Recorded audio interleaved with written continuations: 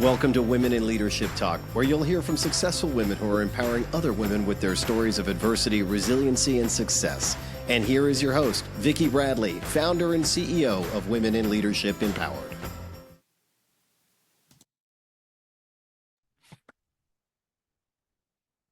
Good morning, good afternoon, good evening, depending on where you are in the world. Welcome to the Women in Leadership Talk podcast.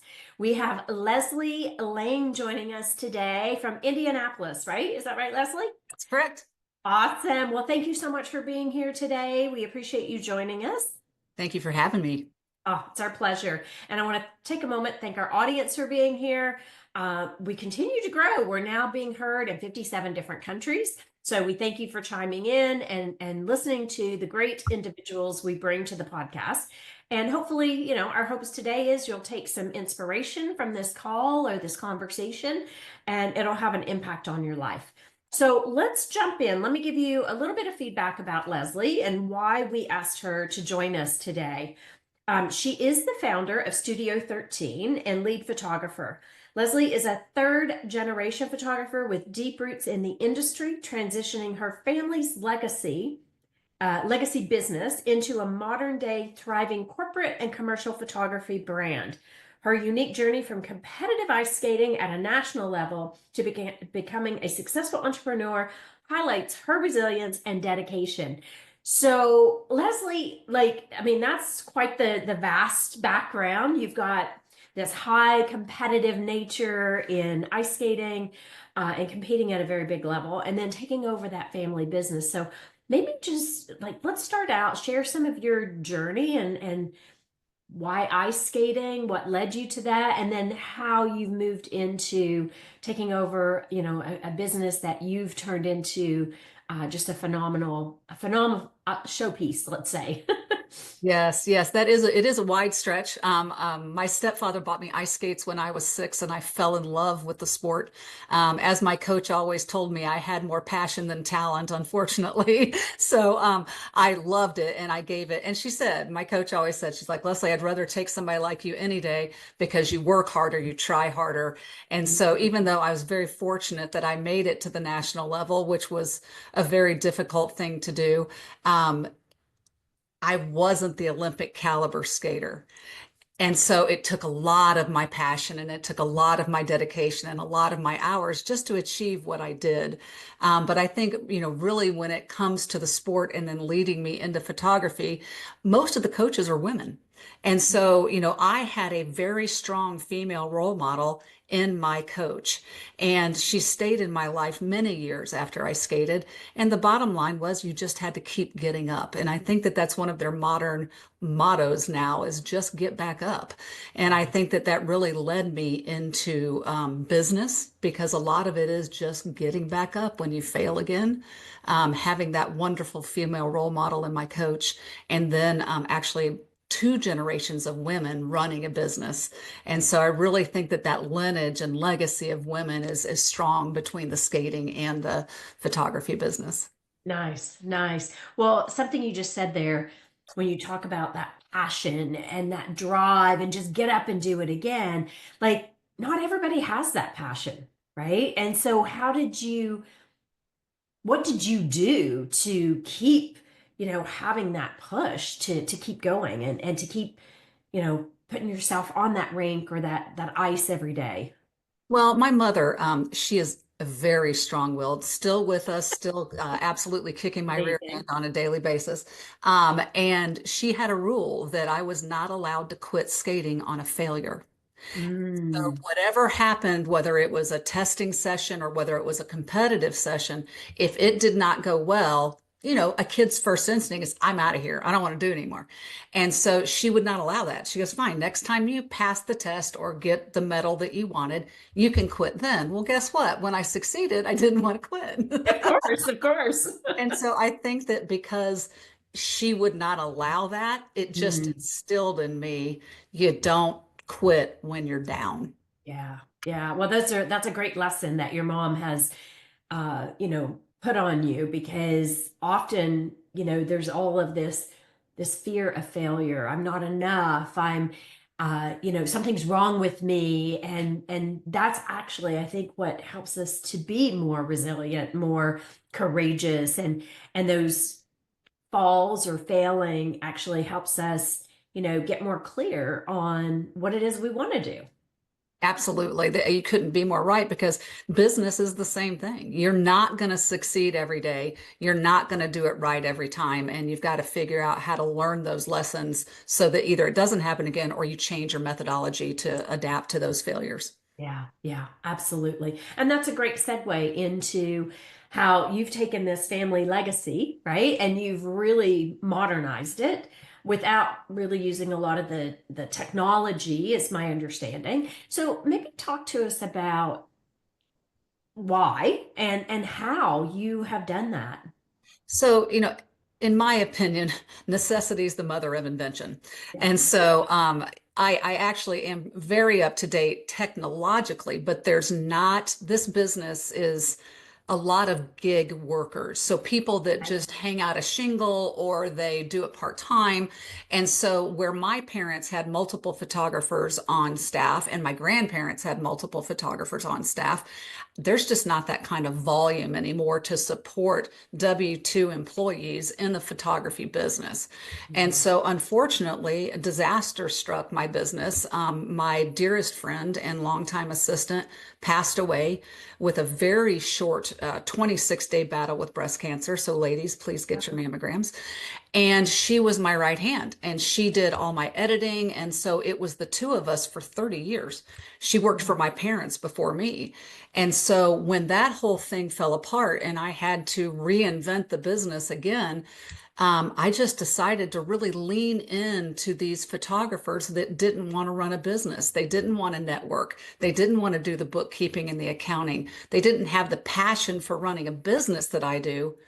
They had a passion for photography. And so I started bringing some of these younger people in and having some of the work flow over to them. I expanded some of the offerings that I didn't do that they did do. And so that's really how we came to be where we are today. It's been about 3 years since we've changed the nature of the business. I also brought in administrators on a 1099 basis because my life was crazy trying to do Oh, it. I bet. And so I brought in my daughter, and she made a huge difference in the business, changing how we do, all the things behind the scenes. Mm. And so it's changed the nature of my business. And I think that it's made a big difference in the other photographers that they don't have to go out and find all their own work, that I'll bring some to them. Nice. Well, and that anytime you have a business or you're an entrepreneur, that business development always seems to be the toughest part, right? The lead generation, and most people don't like to do that. They like to do what got them into it, which was their passion to begin with, right? Absolutely. So my understanding is you have about 1,000 photographers that are part of your team, right? No, I have 10 photographers that are a Oh, part. 10. Sorry. I thought there was 1,000 photographers. I thought That's a lot. yeah, well, that's what I was like, wow, like that is incredible. But photography is such a unique um gift, I would say. Like I can take a picture and it's okay, and then my daughter can take a picture and it's like phenomenal. Like she just has that eye to be able to really see the detail and capture. So how do you do that? How do you like really, I guess, enhance that skill? Yeah, so I love teaching and training. I spent 7 years. I had a big bumpy divorce many, many years ago, and I had about 7 years where I actually taught photography, and so I really enjoy that. So what I've done is I bring people on that have a certain skill set. I also provide lighting so that it's the same lighting that I use.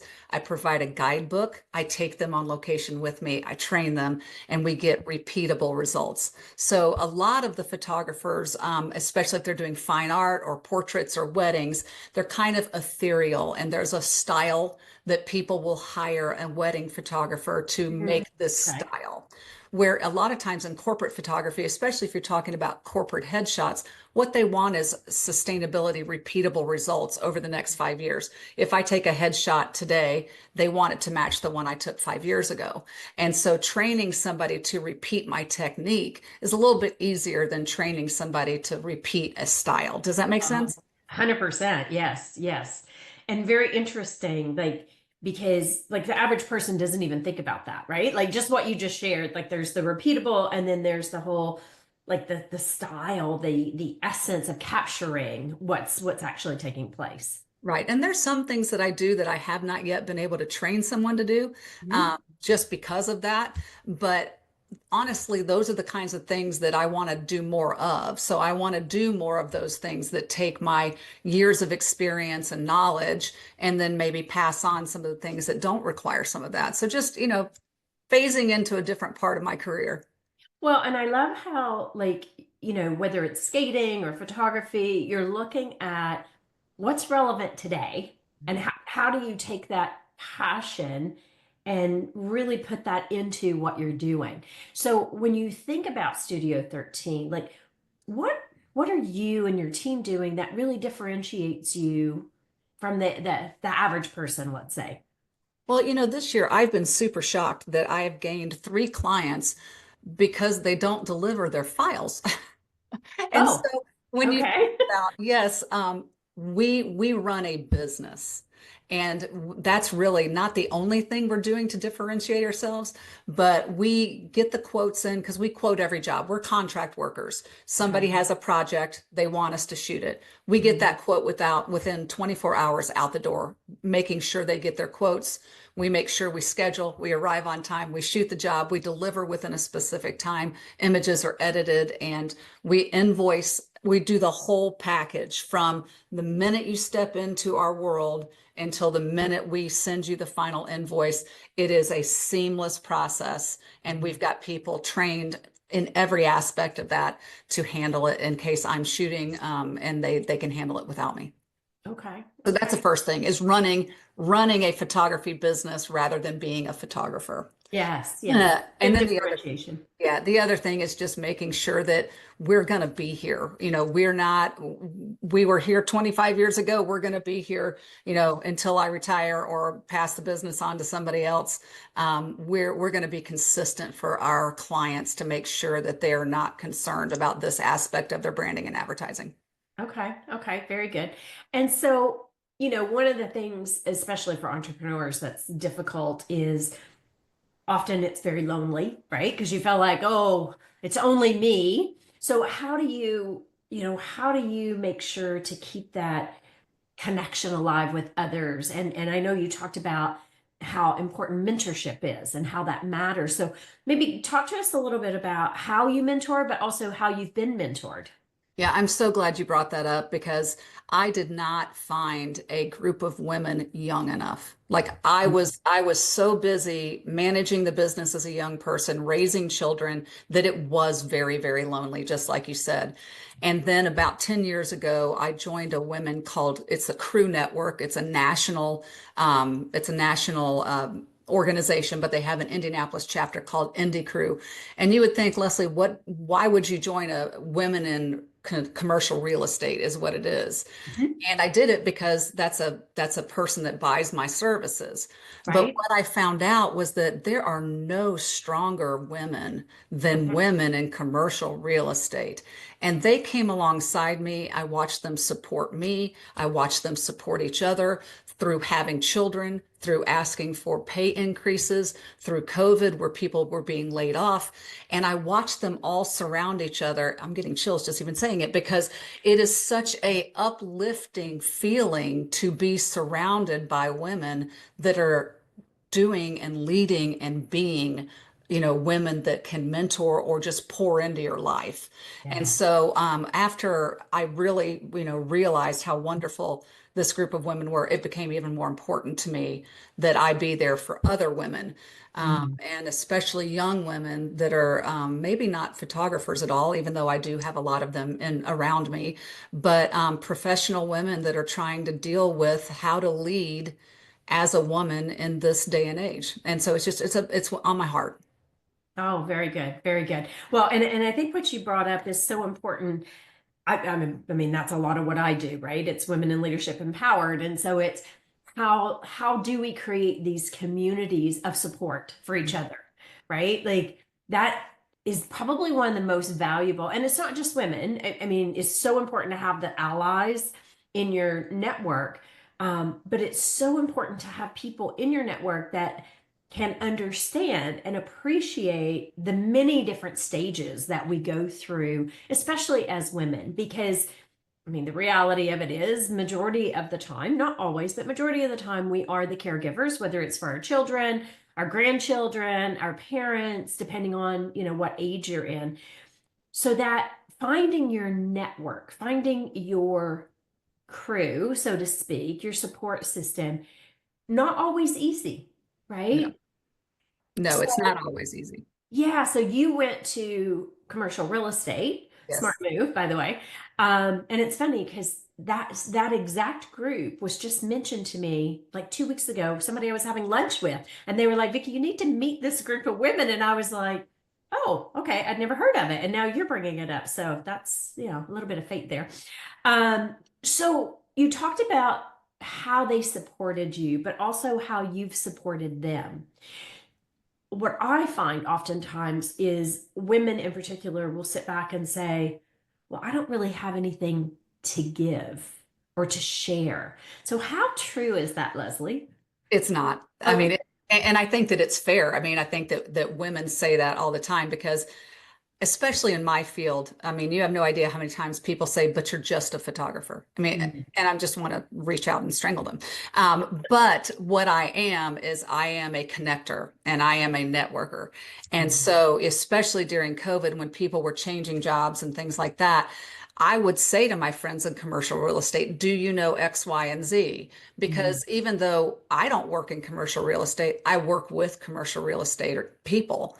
And I was able to make many connections of people that could either just help them, with their resume, or they could talk to them about interviewing, or, hey, I know this person, they're looking. And it was a snowball effect of people that you know. It doesn't have to be that you're in the same field. It just has to be, do you know somebody that could help me? So I think that I was in that boat for many, many years where I didn't feel like I had anything to offer. But through this group and through the business and changes in my life, it certainly has come to pass that I have more to offer than I thought I did 15 years. Oh, yay, love it, love it. And when somebody says, "Oh, you're just a photographer," yeah, you got to educate them on that, like because not everybody can take a picture, right? Because you're not taking a picture, you're capturing a moment in time. You're capturing memories that you look back on years later. Like that is a gift. Like not everybody has that. So you make sure you educate them on what that means. Working on it. I'm working on it. Okay, good. Well, and I'm harping a little bit on the whole mentorship piece and the connections because I mean that's a really near and dear to my heart, right? Because I truly believe your network is your net worth, right? Like, and for women in particular, because we do get busy, we get caught up in childcare, parent care, all of these other priorities that pull at us. But at the end of the day, you are the most important. And without having those individuals who maybe have already been down this path and can invoke, some beautiful advice or a different perspective, like that is such a gift in itself. It is. And I just, these young people, first of all, everybody's complaining about this next generation. I love them. I think they're amazing. I mean, they're so different from my generation and they have such different thoughts. And I think as a leader, it is up to us to take in what other generations are telling us while not Mhm. being pliable. I think that sometimes when I was younger, I was so caring about what other people thought that it shifted me instead of taking in what other people think and go, how does that go into my own thought process? And so I Mhm. feel like that in my generation, looking at these young women, I've got a meeting with one today, that I want to not only be there to give her my thoughts, but I want to receive her thoughts and how that can help improve life for all people in business, women in business. Yeah, It's absolutely. viable. Absolutely. And it can definitely have that ripple effect, right? Either way. And I often say this, like if, people say, "Oh, Vicki, I know you mentor a lot of people." And it's like, yes, but those mentees actually are like so valuable because they give you a different perspective, and it keeps your mind open and this ability to continue to grow because you go, oh, I didn't even think of it that way. Like sometimes I'll say things and my daughter will be like, Mom, like, why are you thinking? And I'm like, well, because that's what I know, right? And then she'll share something. I'm like, oh, okay, well, that's really interesting. I never even thought about it that way, right? And so I think it does help us continue to expand just how we even see the world, right? And I agree with you. I hear this a lot too. Oh, these young people today, like our world's going to end because they don't have work ethic. And I don't agree with that at all. I think that these, not all, but like with any generation, you will have some who aren't dedicated to hard work. This generation, I think, works a lot smarter than what we ever did. Oh, Right? and I was just about to say, how do we think this generation got the way they are? Because they watched us. Yes. My daughters will tell me all the time, you killed yourself when we were younger. You worked so hard. And now they're teaching me how to find that balance that I have not had since they, came into my life because you're just running ragged. You're running. That's exactly it. Well, and that's again a great segue because I want to talk a little bit about, I get this question a lot, like, how do I have balance? And my own personal perspective, balance is not 50-50, right? Balance is what you need when you need it. And so I'd love to hear your thoughts, and I'd love for you maybe to share with our audience, like, what are some of the things that your girls have taught you? Well, my daughter came on as my administrator, like I said, and she kind of took a look over my life and said, I do not know how you're keeping up with everything. And Mm. so she started immediately just chopping things off my to-do list. And she did some of them. And then we brought on a social media person as a 1099 person. They chopped some more off my list, then a blogger, and they chopped some more off my list. And so it was a process of, okay, what can I let go of? Mhm. And what does that look like? And then the other thing is that my business is very much cyclical. I mean, there are just times when I am, going, and I just have to accept it. And then when it's not, I've got to step back. So Mhm. you're exactly right. My business is not 50-50.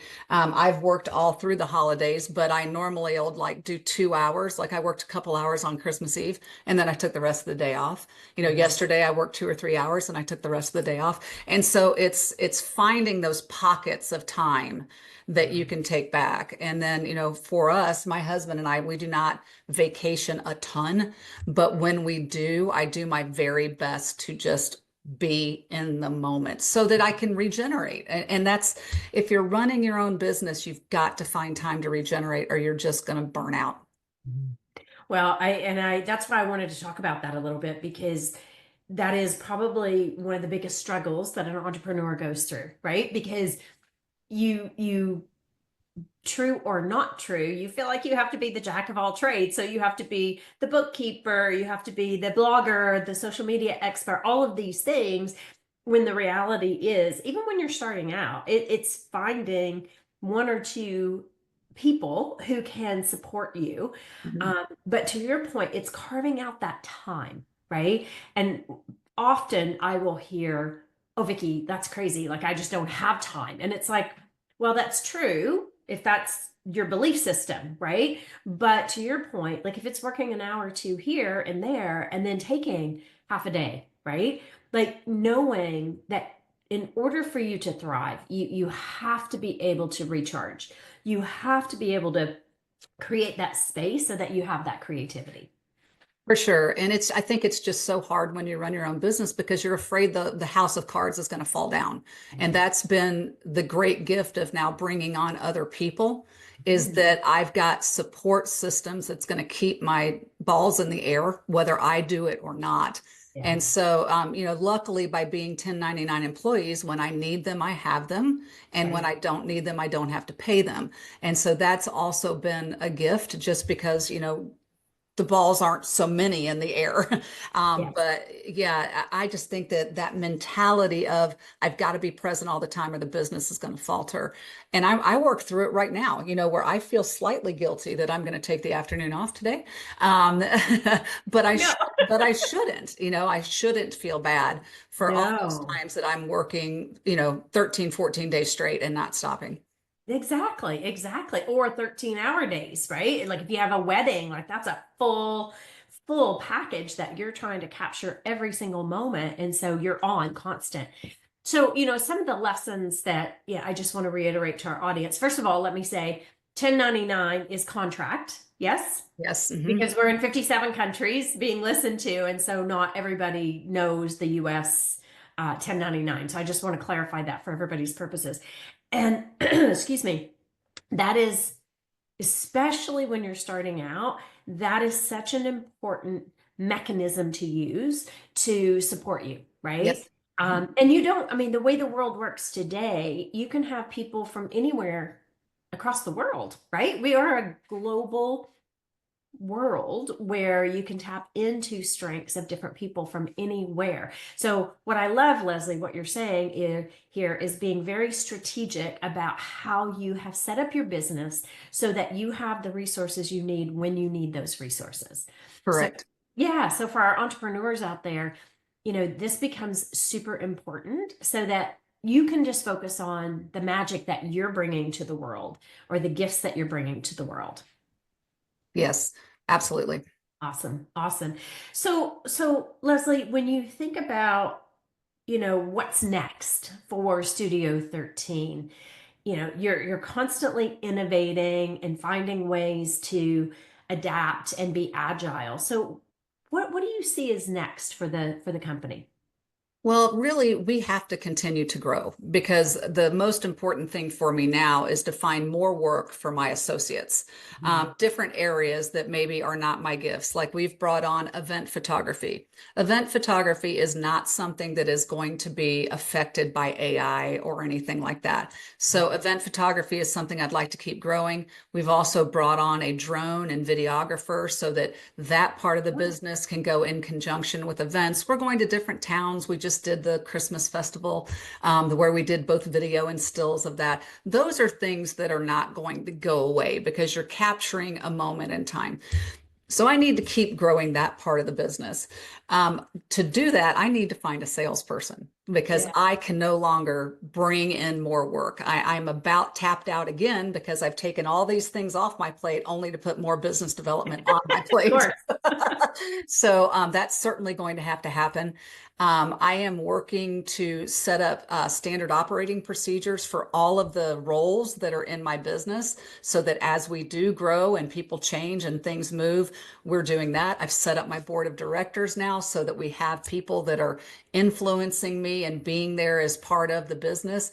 And I just feel like that for us to continue to run a business rather than just be a photographer, it's just going to continue to be more important and keeping up on AI.